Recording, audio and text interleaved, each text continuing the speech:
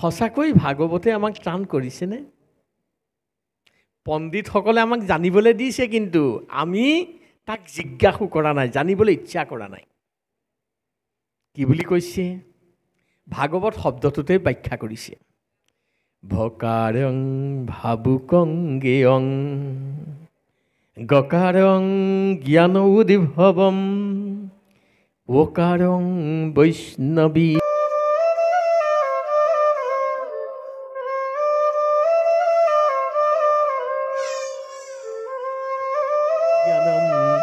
তকাৰং তত্ত্বদৰ্শনম। ভাগৱত প্ৰেমী ভক্তজন কেনেকুৱা হ'ব লাগিব? লক্ষণ আছে, সেই লক্ষণত উপনীত হ'ব লাগিব, তেতিয়াহে ভাগৱতে ত্ৰাণ কৰিব। এতিয়া আমাক জানিবলৈ দিছে, ভাগৱতৰ প্ৰথম অক্ষয় ব্ৰহ্মই জানিব দিছে কি বুলি? ভকাৰং ভাবুকং গেয়ং। ভাগৱত প্ৰেমী ভক্তজন সদায় ভাবুক হ'ব লাগিব, অনুসন্ধিৎসু মনৰ গৰাকী হ'ব লাগিব, জানিবৰ কাৰণে হাবিয়াস লাগিব। তেতিয়া কি হ'ব? গ শব্দই কৈছে, ভাগৱতৰ শব্দই কৈছে যে যিগৰাকী ভাগৱত প্ৰেমী ভক্ত অনুসন্ধিৎসু মনৰ গৰাকী হৈছে, গ শব্দই কৈছে জ্ঞান উদ্ভৱম। তেনে লোকৰহে সঁচা অৰ্থত ভাগৱতৰ জ্ঞান লাভ হ'ব। যাৰ অনুসন্ধিৎসু মনটো নাই, শুনিব লাগে কাৰণে শুনিছে, তেনে লোকৰ সঁচা জ্ঞান লাভ হ'ব কিন্তু নোৱাৰে। কিন্তু শাস্ত্ৰ আৰু এটা কথা কৈছে, অনুসন্ধিৎসু মনৰ গৰাকী জ্ঞান লাভ হ'ব। কেনেকুৱা জ্ঞানৰ কথা কৈছে বাৰু? জ্ঞান বহু প্ৰকাৰৰ আছে। ভাগৱতৰ কাৰণে কেনেকুৱা জ্ঞান লাগিব? ভাগৱতৰ তত্ত্ব জানিবৰ কাৰণে কেনেকুৱা জ্ঞান লাগিব? অকাৰং, অ শব্দ কৈছে, তৃতীয় অক্ষয় কৈছে কি বুলি? বৈষ্ণৱী জ্ঞানম। বৈষ্ণৱ জ্ঞান থাকিব লাগিব। তেতিয়া ত শব্দই কৈছে তেনেজন ভাগৱত প্ৰেমী ভক্তৰহে তত্ত্বদৰ্শনম।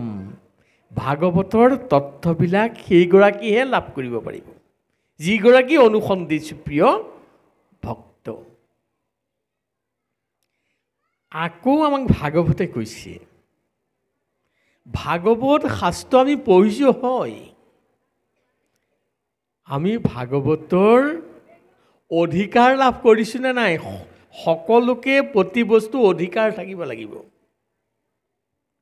আজি আপোনালোক বক্তাৰ কাৰণে আপোনালোক অধিকাৰ আছে কাৰণে সেই আসনত বহিছে।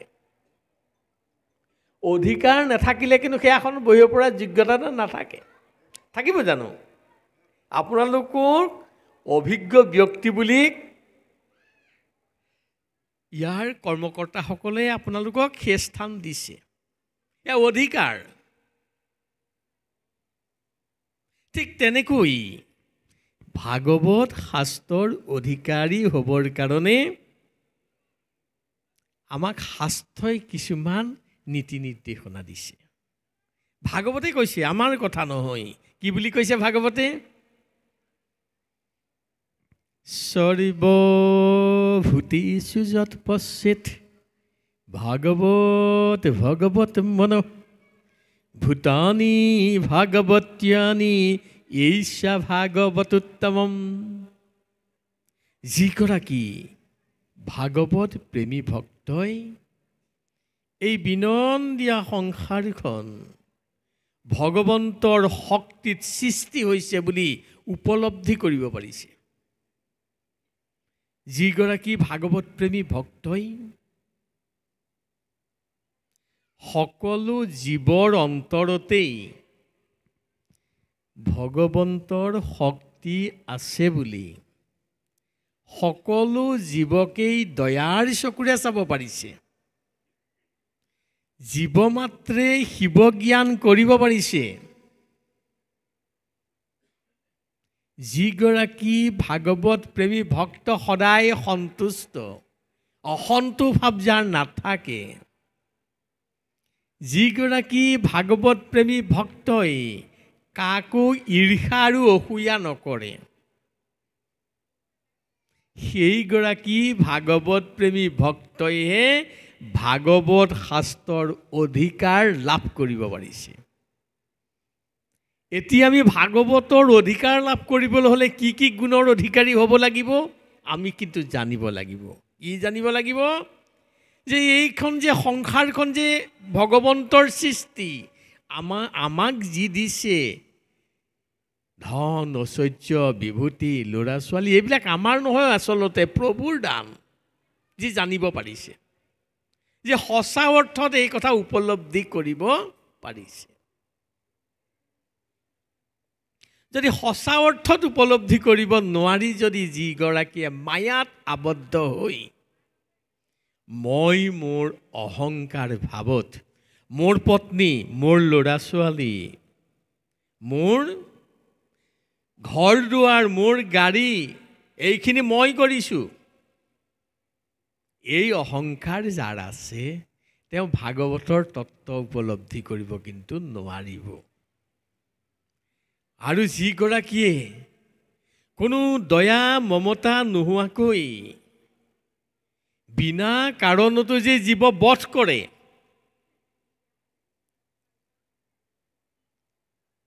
তেনে লোকে ভাগৱতৰ তত্ত্ব কেনেকৈ উপলব্ধি কৰিব পাৰিব?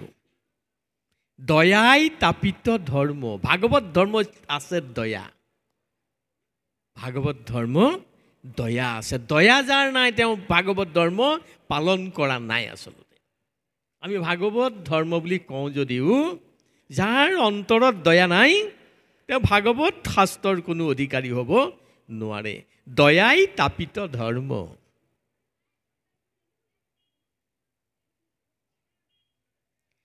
আৰু যিসকলে সকলো জীৱকে দয়াৰ চকুৰে চাইছে তেওঁ নিজেই মহাভাগৱত হ'ব পাৰিব। আৰু সদায় সন্তুষ্ট, অসন্তুষ্ট মন যাৰ নাথাকে, যাৰ অন্তৰত অসূয়া আদি নাথাকে, ঈৰ্ষা আৰু অসূয়া যিজনে কাকো নকৰে, সদায় নিয়মত থাকে, তেওঁহে ভাগৱত শাস্ত্ৰৰ অধিকাৰী হ'ব পাৰিব। ভাগৱত শব্দটো দৰ্শন যদি বিচৰা যায় তেতিয়া পাম ই হৈছে ভাৱনাৰ বস্তু। ভাগৱত ভাৱনাত পোৱা যায়। ভাৱনাত পাবৰ কাৰণে ভাৱনা শুদ্ধ হ'ব লাগিব। আমাৰ আচলতে ভাৱনাটো সদায় অশুদ্ধ। আমি কি ভাবি থাকোঁ বাৰু? যদি অলপ টকা পইচা পালোহেঁতেন, যদি ভাল গাড়ী এখন ল'ব পাৰিলোহেঁতেন, যদি সুন্দৰ পত্নী এগৰাকী পালোহেঁতেন, আমাৰ ভাৱনাটো সেইফালে গৈ থাকে। যদি অলপ মাটি পালোহেঁতেন, মই এনেকৈ খেতি কৰিলোহেঁতেন, মই এইটো কাৰবাৰ কৰিলোহেঁতেন, ভাৱনাটো তালৈ যায়। আমাৰ ভাৱনাটো যাব লাগিছিলে ক'ত? কৃষ্ণৰ ওপৰত যদি ভাৱনা গ'লহেঁতেন, প্ৰভুৱে যদি দিলেহেঁতেন, মোৰ চব হ'লহেঁতেন, চব প্ৰভুৰ বস্তু। প্ৰভুৱে ইচ্ছা কৰিলে আজিয়ে মোক দিব পাৰে। আৰু মই কৰ্তব্য কৰ্মভূমিত আছোঁ যেতিয়া কৰ্ম কৰোঁ, কিন্তু মই ইমান ভাৱনাটো তাত গোটেই সোমোৱাই নিদিওঁ। তাৰ মাজতে মই প্ৰভুক চিন্তা কৰি মই কৰ্মক্ষেত্ৰত আগবাঢ়ি যাওঁ। এয়া হৈছে ভাৱনা শুদ্ধ। ৰাতিপুৱা যদি মই প্ৰভুক কওঁ, প্ৰভু তোমাৰ কৰ্ম বুলিয়ে মই ওলাইছোঁ, কৰ্মটো কৰিবই লাগিব, কৰিছোঁ, কিন্তু সকলো তোমাৰ ইচ্ছা। এয়া হৈছে ভাৱনা শুদ্ধ ভাৱনাৰ কথা। তেনেকৈ যিজনে যাব, কাৰোবাক অন্যায় কৰি কেতিয়াও ধন সংগ্ৰহ নকৰে, কাৰোবাক অন্যায় কৰি কেতিয়াও সীমাটোত ঘাপ নলগায়, কাৰোবাক অন্যায় কৰি কেতিয়াও লাগি থকা জাতিলাও কোমোৰাটো কেতিয়াও লোকৰ বাৰীৰ পৰা নানে, দৰকাৰ হ'লে খুজি আনিব। এইটো যে ভাৱনাৰ কথা। ভাৱনা যেতিয়া শুদ্ধ হ'ব তেতিয়া ব্ৰহ্মক লাভ কৰিব। যিসকল ভাগৱত প্ৰেমী ভক্তৰ ভাৱনা শুদ্ধ হৈছে, তেনে ভাগৱত প্ৰেমী ভক্তই ব্ৰহ্মক লাভ কৰিব পাৰে। আৰু ব্ৰহ্মক লাভ কৰাৰ লগে লগে ব্ৰহ্মৰ এটা জ্যোতি আছে, পৰম জ্যোতি বুলি যাক কয়। সেই পৰম জ্যোতিটো হৃদয়লৈ গুচি আহিব। আৰু লগে লগে সেইগৰাকী ভাগৱত প্ৰেমী ভক্ত কি হ'ব? নিজেই মহাভাগৱত হৈ পৰিব। শুকদেৱ নিজেই মহাভাগৱত, যাক বহু লোকে সেই সময়ত পাগল বুলি ভাবে। কিয়? ভগৱন্তৰ চিন্তা কৰি থাকে, ভগৱন্তৰ কথা ভাবি থাকোঁতে নিজে নিজে কান্দি দিয়ে। তাৰমানে প্ৰেম জাগৃত হৈ নিজে নিজে কান্দি দিয়ে। শুকমুনিয়ে ৰাস্তাত গৈ থাকোঁতে নিজে নিজে নাচি দিয়ে। ল'ৰা মানে গৰখীয়া ল'ৰাবোৰে ভাবে এইটো চব পাগল বুলি শিলগুটি দলিয়াই। তাৰমানে ভগৱন্তৰ কৃপাৰ কথা চিন্তা কৰোঁতেই আনন্দতে হাঁহি দিব, আনন্দতে কান্দি দিব, আনন্দতে নাচি দিব। ভগৱন্তক ইমান প্ৰেমত আপ্লুত হৈ যায়। এয়া হৈছে নিজেই মহাভাগৱত হৈ গৈছে। যাৰ কাৰণে পৰীক্ষিত মহাৰাজক যেতিয়া ভাগৱতৰ তত্ত্ব কৈছিল আৰু নিজেই মহাভাগৱত হৈ তত্ত্ব কোৱাৰ কাৰণে পৰীক্ষিত মহাৰাজ 7 দিনতে মুক্তি লাভ কৰিছিল। আমাৰ হয়তো আপোনালোকে ভাবিব পাৰে যে ভাগৱত শাস্ত্ৰভাগী ক'ৰ পৰা আহিল বাৰু। মই অৱশ্যে গোটেইখিনি সামৰি ক'ব বিচাৰিছোঁ। আপোনালোকৰ হয়তো প্ৰশ্ন থাকিব পাৰে তাত, এইকাৰণে এইখিনি বোধ কৰোঁ আপোনালোকে জানে, কিন্তু কোনোবাই নাজানিব পাৰে, তো মই সেইকাৰণে ক'ব বিচাৰিছোঁ। আমি যে ভাগৱত শাস্ত্ৰভাগী পাইছোঁ, ক'ৰ পালোঁ বাৰু? আমি বহুতে ভাবোঁ মহাপুৰুষ শংকৰদেৱৰ পৰাই পাইছোঁ, আৰু বহুতে কয়, শুনিবলৈ পাওঁ, শুক মুখে ভূমিত পৰিলা, শুকৰ পৰা পালোঁ। শুকমুনিয়ে ক'ত পালে বাৰু? আমি ইতিহাসটো জানিব লাগিব। শুকমুনিয়ে ক'ত পালে? আমি ভাবোঁ যে শুকমুনিয়ে ব্যাসৰ পৰা পালে। আচ্ছা, ব্যাসে ক'ত পালে? অনুসন্ধিছো মনটো আগবঢ়াই নি থাকিব লাগিব। আমি হয়তো কোনোবাই ক'ম যে ব্যাসে নাৰদৰ পৰা পালে, নাৰদে ক'ব পালে। অনুসন্ধিছো মনটো আহি থাকিব লাগিব। নিশ্চয় ভাগৱতৰ এগৰাকী বক্তা আছে, যাৰ পৰা আমি পাইছোঁ। সেই বক্তাগৰাকী কোন?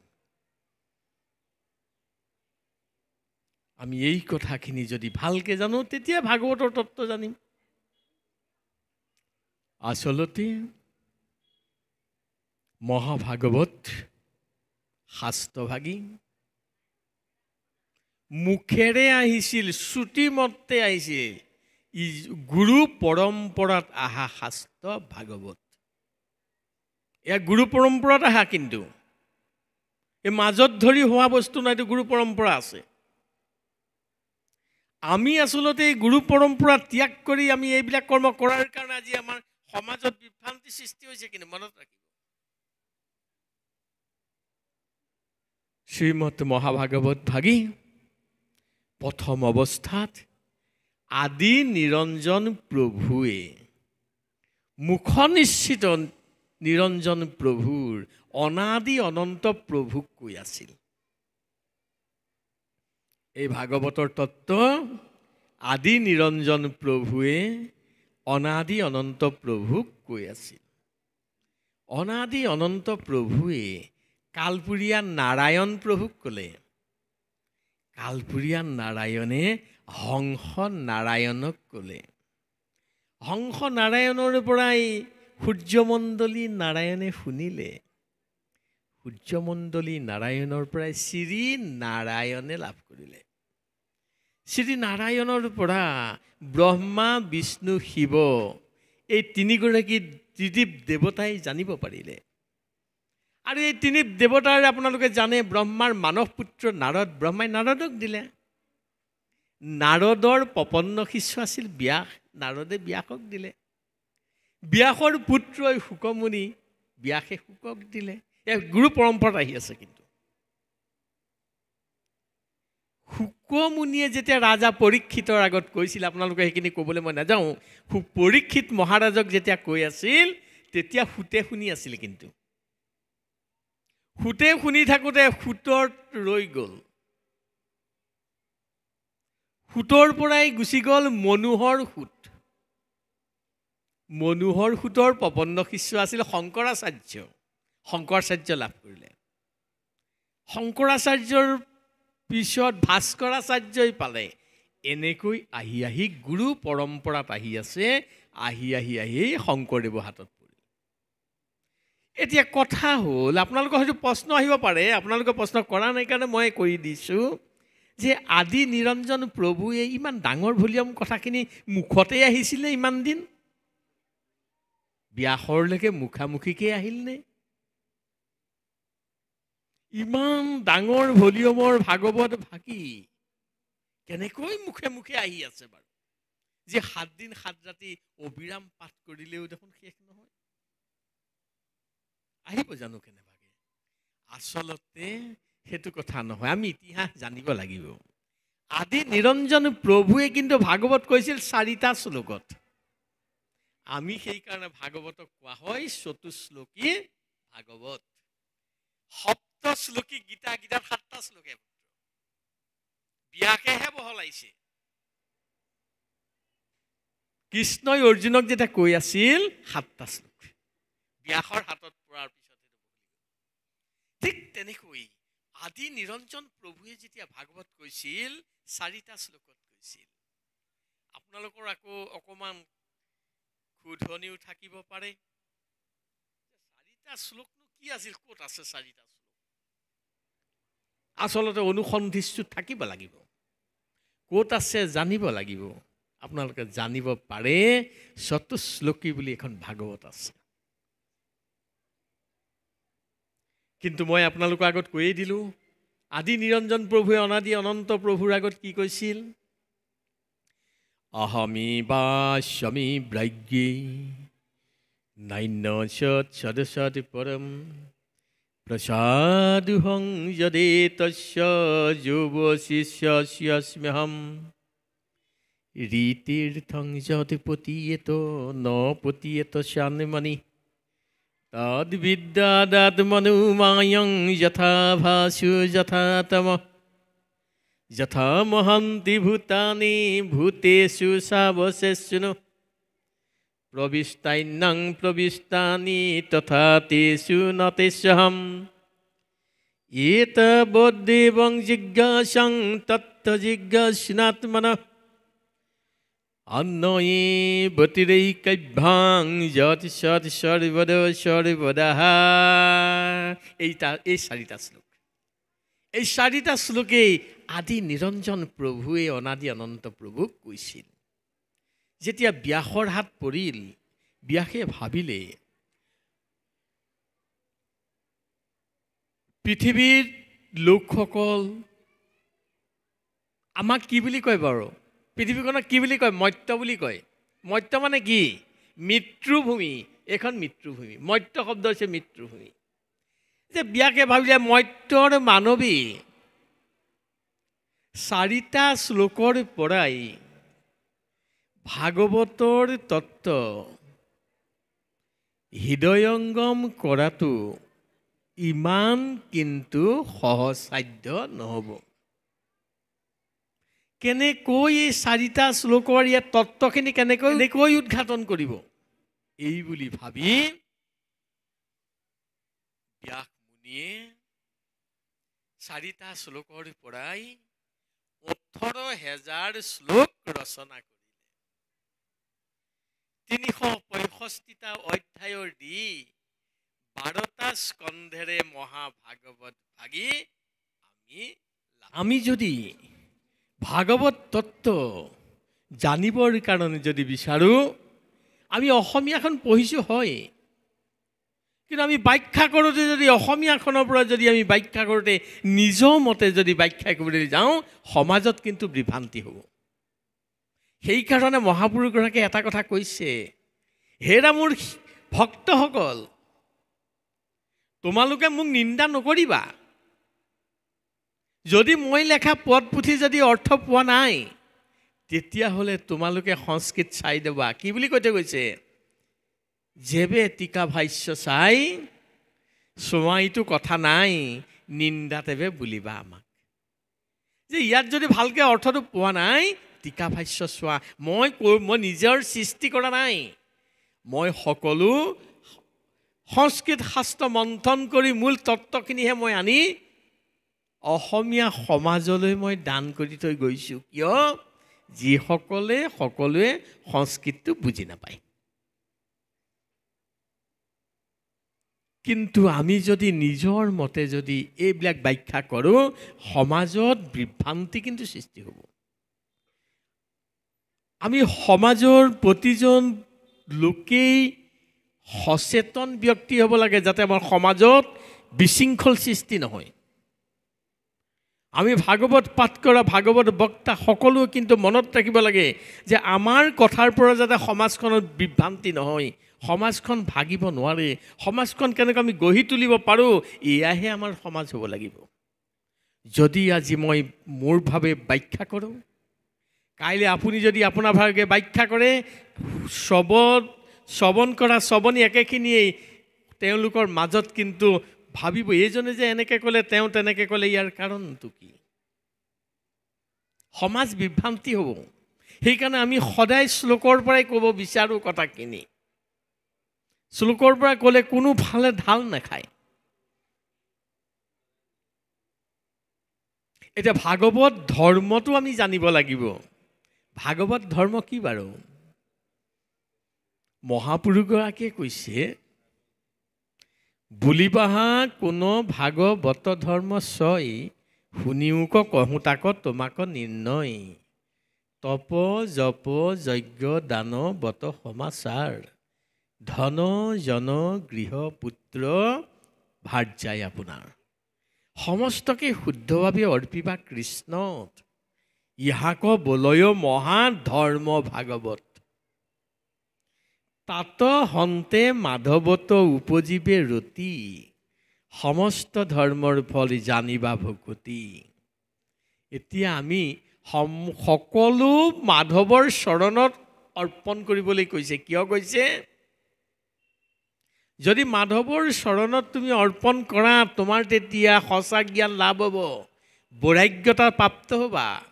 আৰু বৈৰাগ্য, আমি যেতিয়া সঁচা জ্ঞান আমি লাভ কৰিম, তেতিয়া আমি বৈৰাগ্য লাভ কৰিম। তেতিয়া আমি সঁচা অৰ্থটো কিন্তু বুজি পাম, সঁচা তত্ত্বখিনি বুজি পাম। সঁচা তত্ত্ব পাবৰ কাৰণে কি হ'ব? ব্ৰহ্ম সত্য জগত মিথ্য। এই সংসাৰত যিমান আছে পুত্ৰ বোৱাৰী নাতি ঘৰ দুৱাৰ ইষ্ট বন্ধু সকলো অবস্তু। মোৰ যিমান ধন সম্পত্তি ঘটিলোঁ সকলো কি? অবস্তু। বস্তু কি? এক পৰম ব্ৰহ্ম, ব্ৰহ্ম সত্য। আচলতে আমি মায়াৰ চক্ষুৰে ঘূৰি ফুৰাৰ কাৰণে, আমি মায়াত আবদ্ধ হোৱাৰ কাৰণে আমি অবস্তুক বস্তু জ্ঞান কৰিছোঁ। যিবিলাক অনিত্য তাক নিত্য বুলি ভাবিছোঁ, আৰু সঁচা অৰ্থ যি নিত্য তাক অনিত্য জ্ঞান কৰিছোঁ। ইয়াৰ কাৰণ কি? আমাৰ মায়া চক্ষু আছে, আমাৰ জ্ঞান চক্ষু নাই। আমাৰ চক্ষুত এখন পলেপ আছে, যি পলেপৰ কাৰণে সঁচা বস্তুটোক মিছা দেখোঁ, মিছাটোক সঁচা দেখোঁ। এয়া হৈছে মায়া। যেতিয়ালৈকে আমি মায়া ছেদ কৰিব নোৱাৰিম, তেতিয়ালৈকে অবস্তুক বস্তু কৰিম, সঁচা বস্তুক অবস্তু বুলি ভাবিম। মায়াটো ছেদ কৰিব পাৰিব লাগিব। মায়া ছেদ কৰিবলৈ হ'লে, মায়া ছেদ কৰিব পাৰিলে ভাগৱত ধৰ্ম গ্ৰহণ কৰিব পাৰিম। ভাৱনাটো তেতিয়াহে শুদ্ধ হ'ব, যেতিয়া মায়া ছেদ হৈ যাব, ভাৱনা শুদ্ধ হ'ব। আৰু ভাৱনা শুদ্ধ হোৱাৰ লগে লগে আমি তেতিয়া কি কৰিব পাৰিম? ভাগৱত ধৰ্ম গ্ৰহণ কৰিব পাৰিম। আপোনালোকে বেয়া নাপাব, আমি ভাগৱত কিহে শুনিছোঁ বাৰু? আমি ভাগৱত কাণেৰে শুনিছোঁ। কাণেৰে শুনিলে কি হ'ব? এখন কাণেৰে শুনিলে সিখন কাণে ওলাই যাব। কিন্তু তেতিয়া কি কৰিব লাগিব? কেনেকৈ শুনিব লাগিব? আমিতো সকলো কাণেৰে শুনো, হয়। কাণেৰে শুনি হৃদয়েৰে চিন্তা কৰিব লাগিব, হৃদয়ত মনন কৰিব লাগিব। কেনেকৈ? কেনেকৈ মনন কৰিম? কায় মনো বাক্য একত্ৰিত কৰিব লাগিব। কায়টো, মনটো আৰু আমি বোলা বচন এটা হ'ব লাগিব। যেতিয়ালৈকে কায়টো এফালে থাকিব, যেতিয়ালৈকে মনটো এফালে থাকিব আৰু বোলা বচন যেতিয়ালৈকে এফালে থাকিব, তেতিয়ালৈকে আমাৰ মনটো স্থিৰ নহয়। আৰু অস্থিৰ মনেৰে এই মহাভাগৱত তত্ত্ব, যি আদি নিৰঞ্জন প্ৰভুৰ মুখ নিশ্চিত বাণী, কেনেকৈ হৃদয়ংগম কৰিব পাৰিম বাৰু?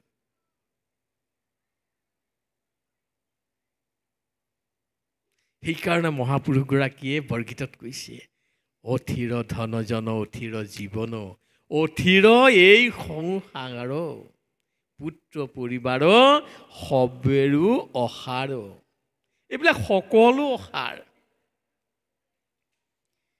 পুত্ৰ পৰিবাৰ এইবোৰ সকলো অসাৰ। অথিৰ ধনজন, যিমান ধনজন যিমান ঘটিলোঁ চব অথিৰ। অথিৰ যৌৱন, যৌৱন থকালৈকে থাকিল, এদিন কিন্তু যৌৱন ঠাণ্ডা পৰি যাব। তাৰপিছত কি হ'ব? ইন্দ্ৰিয়বিলাকে ক'ব যে মই তোক এইটো সহায় কৰিব নোৱাৰোঁ। অৰ্থাৎ সোৱাদটো কমি যাব, দাঁত আঁতহি যাব, চক্ষুৰে কম দেখিব, ইন্দ্ৰিয়ই ছিগনেলবিলাক কমাই দিব। তাৰমানে আমাক এটা ইংগিত দিছে, সাৱধান, এতিয়াও যদি তই মায়াৰ মাজত সোমাই আছ, তোৰ কিন্তু বেছি দিন নাই, আমি তোক এৰিবলৈ আৰম্ভ কৰিছোঁ। তই এতিয়াও ভগৱন্তৰ নাম ল'বলৈ শিক। এতিয়াও তই মায়াত মাজত সোমাই নাথাকিবি, আমি তোক ছিগনেল দিলোঁ। আমি সেই ছিগনেল মানিছোঁ জানো? নাই মনা। শেষত কি বুলি কৈছোঁ? 80 বছৰ হ'ল, একো নাই, সংসাৰত একো নাই। এনেই 80 বছৰ খেদিলোঁ, হয় জানো কথাটো? এই সংসাৰত চব আছে, আমি তাক উপলব্ধি কৰিব নোৱাৰিলোঁ। কিয়নো উপলব্ধি তেতিয়াই কৰিব লাগিছিল যেতিয়াই আমি সৰু আছিলোঁ। প্ৰহ্লাদে 5 বছৰতে চেতনা লাভ কৰিছিলে। আমাৰ আচলতে চেতনাটো নাই। আমাৰ চেতনাটো একেবাৰে কম। আপোনালোকে বেয়া নাপাব, আমাৰ চেতনাটো কাৰ লগত তুলনা কৰিব পাৰি বাৰু? আমাৰ চেতনাটো যদি কাৰ লগত তুলনা কৰিব পাৰি? আমাৰ চেতনাটো তুলনা কৰিব পাৰি ছাগলীৰ লগত। বেয়া নাপাব আপোনালোকে, হয় নহয়? এবাৰ মই প্ৰমাণ দিছোঁ, আপোনালোকে চাওক। এটা কচায়ে যেতিয়া 4-5টা ছাগলী নি পেলাই বান্ধি থয়, তাৰ এটা আনি পেলাই কাটি পেলাই মাংস বেছি থাকে, লগৰকেইটাক কঁঠাল পাত দি পেলাই বান্ধি থয়, তাহাঁতি আনন্দ মনেৰে কঁঠাল পাত টানি টানি খাই থাকে। তাৰ চেতনাটো জাগৃত নহ'ল যে মোৰ আমাৰ লগৰ এটা নি কিন্তু কাটিলে, ইয়াৰ পিছত বা কোনটোৰ পাল পৰে?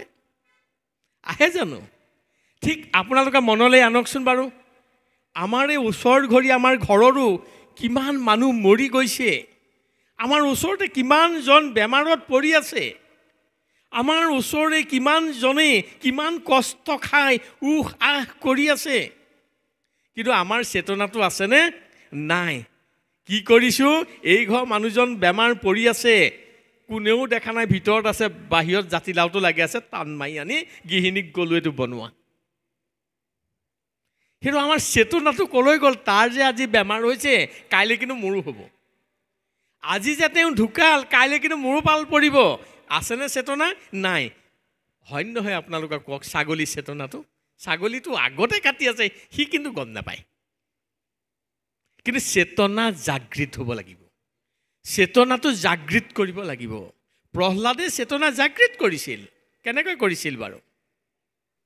প্ৰহ্লাদে লগৰ ল'ৰাবিলাকক কৈছিল, হেৰা বন্ধুসকল, এটা কথা তোমালোকে মনলৈ আনাচোন, মনুষ্যৰ আয়ুষ বৰিষ সংখ্যক, অৰ্ধেক বিফলে যায় জানিবা নিদ্ৰাত, বিংশতি বয়স জানা যায়ো মল অন্তে নেও দহ বৰিষ ধন উপাৰ্জন্তে বৃদ্ধকালে যাই শেষে বিংশতি বৰিষ একো কাৰ্য কৰিবেক নাহিকে সম্প্ৰীতি হেন জানি শিশুসকল এৰান কৰ্ম ধৰিও কুমাৰ কালে ভাগৱত ধৰ্ম। কি কৈছে? আমি চেতনাটো জাগৃত কৰি আমি অংক কৰি চাওঁচোন বাৰু। আমাৰ চেতনাটো জাগৃত কৰিব লাগিব, কিন্তু আমাৰ চেতনাটো সুপ্ত শুই থাকে। ইয়াক সাধনা কৰিব লাগিব। সাধনা কৰিলে চেতনাটো জাগৃত হ'ব। আৰু যেতিয়া সাধনা কৰোঁতে চেতনাটো জাগৃত হ'ব, তেতিয়া আমি আমাৰ বয়সটো অংক কৰিব পাৰোঁ। অংক কৰি উলিয়াই ল'ম। লাষ্টত কি পাম? Equal to 0, 0। আমাৰ জীৱনটো এনেই আহিল, এনেই খেদি দিলোঁ। শেষত আমাৰ জীৱনটো 0। কেনেকৈ?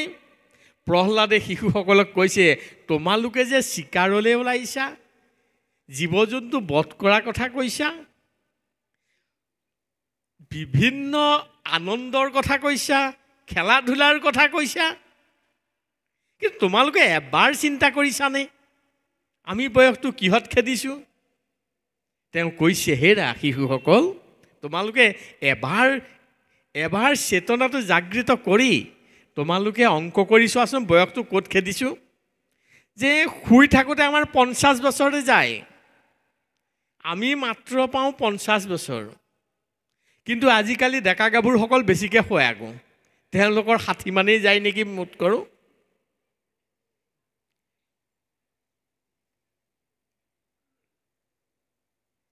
বাল্যকালত যায় 20 বছৰ, 50ৰ লগত যোগ দিয়ক 20 বছৰ, 70 বছৰ গ'ল। যেতিয়া যৌৱনপ্ৰাপ্ত হ'ব, ধন সম্পত্তি ঘটিম, পত্নীৰ লগত ল'ৰা ছোৱালী জন্ম দিম, তেতিয়া যায় 10 বছৰ। কিমান গ'ল? 80 বছৰ। বৃদ্ধকাল যেতিয়া আহিব, ল'ৰা ছোৱালীয়ে থেকেচা থেকেচি কৰিব। বুঢ়াটো মৰা হ'লেই ভাল আছিল। অশান্তি ক'লেও যাব নোৱাৰা অৱস্থা আহিল। ভাত দিলেও মানে খঙত দিব, কিবা কিবি এনেকুৱা হ'ব। হোৱাৰ লগে লগে কি হ'ব? আমি ভাল কথা চিন্তা কৰিব কিন্তু নোৱাৰিম। ভাল কথা চিন্তা কৰা আমাৰ সুবিধা নাথাকিব। কিয় নাথাকে বাৰু? 80 বছৰ হ'লে মনত ৰাখিব, 3টা যমদূতে আমাৰ চুলিত পিছফালে ধৰি থাকে। নিব সময় হ'লেতো নিলেহেঁতেনেই, কিন্তু ধৰি থাকে। কোনোবা এটাই কিন্তু লৈ যাব। এই 3টা যমদূত আমাৰ পিছফালে ধৰি থাকে। 80 বছৰ হোৱাৰ লগে লগে কি কাৰ্য কৰিম বাৰু? সেইকাৰণেই কোৱা হৈছে, হেন জানি শিশুসকল এৰান কৰ্ম ধৰিও কুমাৰ কালে ভাগৱত ধৰ্ম। সেইকাৰণে কুমাৰ কালতে যদি আমি ধৰ্ম গ্ৰহণ নকৰোঁ, এই 80 বছৰ হোৱাৰ পিছত যমদূত 3টাৰ পৰা কিন্তু অব্যাহতি নাপাওঁ। নিবই কিন্তু তাৰ ভিতৰত কোনোবা এটাই, এৰি থৈ কিন্তু কোনেও নাযায়। 3টাই লাগি থাকিব। যিটোৱে বল বেছি হয় সিয়ে লৈ যাব। আপোনালোকৰ আকৌ প্ৰশ্ন আহি যাব নহয়, এই যমদূত 3টাৰ কথা ক'লে হয়, কোনকেইটা যমদূত? আপোনালোকক মই চিনাই থৈ গৈছোঁ। আপোনালোকৰ সকলোৰে 80 বছৰত বেছিকৈ ধৰেহি। এই 3টা যমদূত চাবচোন বাৰু। কফ, পিত্ত আৰু বায়ু। কফে বোলে মইহে ছাৰ, পিত্তই বোলে মইহে ছাৰ, বায়ুৱে বোলে মইহে ছাৰ। কোনোবা এটা থাপ মাৰি ধৰিব আৰু লৈ গুচি যাব। এই 3টাই হৈছে যমদূত। কি কৰিলোঁ বাৰু? সেইকাৰণে কৈছে, আমি যে মানৱ জীৱন লাভ কৰিছোঁ, চেতনাটো জাগৃত হ'ব লাগিব। আমি যে মানৱ জীৱন লাভ কৰিছোঁ, ইয়াৰ আগত আমি 84 লক্ষ যোনিত জন্মগ্ৰহণ কৰিছোঁ। জনম মৰণ কিমান কষ্ট বাৰু চাওকচোন। 84 লক্ষ বাৰ হৈছে নহয় জনম মৰণটো। 84 লক্ষ বাৰ যেতিয়া জনম মৰণ পোৱাৰ পিছত জীৱশ্ৰেষ্ঠ মানৱ জীৱন লাভ কৰিলোঁ, আমাৰ লক্ষ্য আৰু উদ্দেশ্যৰ কথা পাহৰি একমাত্ৰ মায়াত লিপ্ত হ'লোঁ। ইন্দ্ৰিয় চৰিতাৰ্থ কৰিবলৈ কিন্তু সকলো জীৱৰ যোনিতেই পায়, কিন্তু এটা বস্তু কিন্তু অন্যত জীৱত নাপায়। সেইটো কি? ভগৱন্তক ভক্তি কৰা সুবিধাটো একমাত্ৰ মানৱ জীৱনত পায়। ভাগৱত ধৰ্ম পালন কৰাটো মানৱ জীৱনত পায়। আমি যদি জীৱশ্ৰেষ্ঠ মানৱ হৈ যদি ই ভাগৱত তত্ত্ব আৰু আমাৰ জীৱনৰ উৎকৰ্ষ সাধনৰ কথা যদি আমি চিন্তা নকৰোঁ, আকৌ কি হ'ব? পুনৰ পাপী দৰিদ্ৰতা আকৌ আমি 84 লক্ষ বাৰ আকৌ জন্ম ল'ব লাগিব। সেইকাৰণে মনত ৰাখিও ইমান কষ্ট পোৱাতকৈ এই জীৱনত অলপমান সাধন কৰি ভগৱন্তৰ কৃপাশীষ বৰ্ষণ কৰিব লাগিব। আৰু ভগৱন্তৰ কৃপাশীষ বৰ্ষণ কৰিবলৈ হ'লে বেয়া কামবিলাক এৰিব লাগিব। ভাল কাম যদি কৰোঁ আমি এই জীৱনতে মুক্তি নাপাব পাৰোঁ। কৃষ্ণই অৰ্জুনক কৈছে, মোৰ আকৌ মনত পৰি গ'ল। অৰ্জুনে কৃষ্ণক সুধিছে, প্ৰভু তোমাক মই কথা এটা সুধিবলগীয়া হ'ল। বোলে কোৱাচোন, এই জন্মত তোমাক বাৰু বহুতে ধ্যান ধাৰণা সমাধি কৰি তোমাক চিন্তা কৰি আছে, তোমাক যদি লগ নাপায় কি হ'ব? বোলে অৰ্জুন তুমি চিন্তা নকৰিবা, মোৰ চৰণত যেতিয়া এবাৰ নাম লগাব সি কেতিয়াও তললৈ যাব নালাগে, সি সদায় ওপৰলৈ যাব, অকণ অকণকৈ দোপত দোপে ওপৰলৈ যাব। যেনেকৈ LP স্কুলত নাম লগোৱাৰ পিছত যদি LP স্কুলৰ চাৰ্টিফিকেটখন পাওঁ, আমি ME স্কুলত নাম লগাব পাৰোঁ, আকৌ ক শ্ৰেণীত পঢ়িব নালাগে। ঠিক তেনেকৈ ভগৱন্তৰ চৰণত যেতিয়া এবাৰ নাম ভালকৈ লগাই লৈ তেওঁক যেতিয়া চিন্তা কৰিম, তাৰপিছত অৰ্জুনক কৈছে, অৰ্জুন তেতিয়া কি হ'ব জানা? তাৰপৰা জ্যোতিব্ৰতী ব্ৰহ্মচাৰী এনেকুৱা লোকৰ লগত থাকিবলৈ পাব। সদায় মোৰ য'ত গুণানুকীৰ্তন চলি থাকে, মোৰ চিন্তন য'ত হৈ থাকে, তেনে জেগাত থাকিবলৈ পাব। আৰু তাৰপিছতো ঠিক তেনেকৈ নিজেই এজন সাধক হ'বগৈ আৰু মোক চিন্তা কৰোঁতে এটা টাইমত মোক পাবগৈ। যেতিয়া বেয়া কাম কৰিব, এই 84 লক্ষ বাৰ জুনিলে তেওঁলোক গুচি যাব, তলৰ পৰা আকৌ আহিব লাগিব ওপৰলৈ। কিন্তু এবাৰ নাম লগোৱাৰ পিছত ক্ৰমান্বয়ে ওপৰলৈহে গৈ থাকিব। এদিন মোৰ সাযুজ্য মুক্তি লাভ কৰিব। একেবাৰতে কিন্তু লাভ কৰিব নোৱাৰে। সেইটো কৃষ্ণই কৈছে, আমাৰ কথা নহয় দেই, এইটো কৃষ্ণই কোৱাৰ কথা কৈছোঁ মই। একেবাৰতেই কিন্তু সাযুজ্য মুক্তি লাভ কৰিব নোৱাৰে। কিন্তু সাযুজ্য মুক্তি লাভ কৰিবলৈ হ'লে কৃষ্ণৰ চৰণত কিন্তু এবাৰ নাম লগাব লাগিব ভালদৰে। কেনেকৈ লগাম? নাম লগাবলৈ হ'লে আমি ভাগৱত ধৰ্ম গ্ৰহণ কৰিব লাগিব। ভাগৱতৰ যে 4 পুৰুষাৰ্থ আছে আপোনালোকে পাইছে নিশ্চয়। 4 পুৰুষাৰ্থ, ধৰ্ম অৰ্থ কাম মুখ্য, 4 পুৰুষাৰ্থ সাধন কৰিব লাগিব।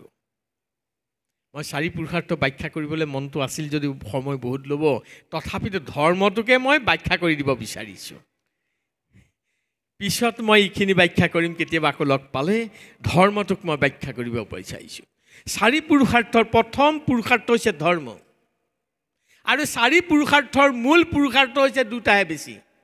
এই দুটা যদি সাধন কৰিব পাৰি, মাজৰ দুটা অনায়াসে সাধন হৈ গুচি যায়। ধৰ্ম আৰু মুখ্য এই সাধনটো যদি ভালদৰে কৰিব পৰা যায়, তেতিয়াহ'লে অৰ্থ আৰু কাম এই দুটা অনায়াসে সাধন হৈ যায়। কিন্তু আমি প্ৰথমতেই সাধন কৰিব লাগিব ধৰ্ম। কেনেকৈ কৰিম? আমি ভাবিছোঁ নামঘৰলৈ আহা, নামঘৰত চাকি দিয়া, নাম গোৱা, প্ৰসাদ খোৱা বা মন্দিৰলৈ যোৱা, এয়া ধৰ্ম নহয়। এয়া ধৰ্ম, এয়া কি তেতিয়াহ'লে? ভাগৱত শুনা এয়া ধৰ্ম কৰিছোঁ? নাই, এয়া ভক্তি। ধৰ্ম হৈছে 7 প্ৰকাৰে সাধন কৰিব লাগিব। 7 প্ৰকাৰে সাধন কৰিলেহে ধৰ্ম শুদ্ধ হ'ব। 7 প্ৰকাৰ কোনকেইটা বাৰু? ধৰ্ম কৰিবলৈ হ'লে প্ৰথমতে কৰিব লাগিব দেশ শুদ্ধি, তাৰপিছত হৈছে কাল শুদ্ধি, তাৰপিছতে হৈছে মন্ত্ৰ শুদ্ধি, তাৰপিছতে হৈছে দেহ শুদ্ধি, তাৰপিছতে হৈছে ইন্দ্ৰিয় শুদ্ধি, তাৰপিছতে হৈছে দ্ৰব্য শুদ্ধি, তাৰপিছতে হৈছে বিচাৰ শুদ্ধি। তেতিয়াহে ধৰ্ম শুদ্ধ হ'ব। এনেই ধৰ্ম কৰিছোঁ বুলি ক'লেই ধৰ্ম কৰা কিন্তু নহ'ব। এতিয়া আপোনালোকৰ প্ৰশ্ন আহি যাব যে দেশ শুদ্ধি কি? দেশ শুদ্ধি, কাল শুদ্ধি, ধৰ্ম কৰোঁতে এইবিলাক কি কথা আমি তাকেই ক'ব বিচাৰিছোঁ। আপোনালোকৰ প্ৰশ্ন আহিব বুলি জানি আমি নিজেই প্ৰশ্নকৈ উত্তৰ দিব বিচাৰিছোঁ। দেহ শুদ্ধি, ধৰ্ম কৰাৰ প্ৰথম হৈছে দেহ শুদ্ধি। দেহ শুদ্ধি মানে জেগাকণ, আমি যে ভাগৱত পাতিছে জেগাকণ শুদ্ধ হ'ব লাগিব। পৰিষ্কাৰ জেগাতহে ভগৱন্তৰ গুণানুকীৰ্তন কৰিলে আত্মা সন্তুষ্ট হ'ব। এই হৈছে দেহ শুদ্ধি, জেগাকণ শুদ্ধ হ'ব লাগিব। তাৰপিছত কাল শুদ্ধি, কাল শব্দ অৰ্থ হৈছে সময়। ভাল কৰ্ম কৰিবৰ কাৰণে সময়টো কিন্তু শুদ্ধ হ'ব লাগিব, এইটো সময় শুদ্ধি। দেহ শুদ্ধি, কাল শুদ্ধি, মন্ত্ৰ শুদ্ধি। মন্ত্ৰ শব্দ হৈছে বচন, মুখৰ বচন। মুখৰ বচন যদি শুদ্ধ নহয়, আমি যদি মুখেৰে যদি বেয়া কথাকেই অবিৰাম কৈ থাকোঁ, শব্দ হৈছে ব্ৰহ্ম, জীৱ হৈছে ব্ৰহ্ম, ভগৱন্ত হৈছে ব্ৰহ্ম। এই তিনিও ব্ৰহ্মৰ মাজত পাৰ্থক্য গুচি আহিব। শব্দই আমাক আঁতৰাই লৈ গুচি আহিব। বলা বচন সদায় শুদ্ধ হ'ব লাগিব। যদি অশুদ্ধ হয় ধৰ্ম কৰ্ম কোনো নাথাকিব, কিন্তু ধৰ্ম হ'বই নোৱাৰে যদি বলা বচন শুদ্ধ নহয়। সেইকাৰণে ধৰ্ম কৰাৰ কাৰণে মন্ত্ৰ শুদ্ধৰ ওপৰত বহুত গুৰুত্ব আৰোপ কৰা হৈছে। আমি যে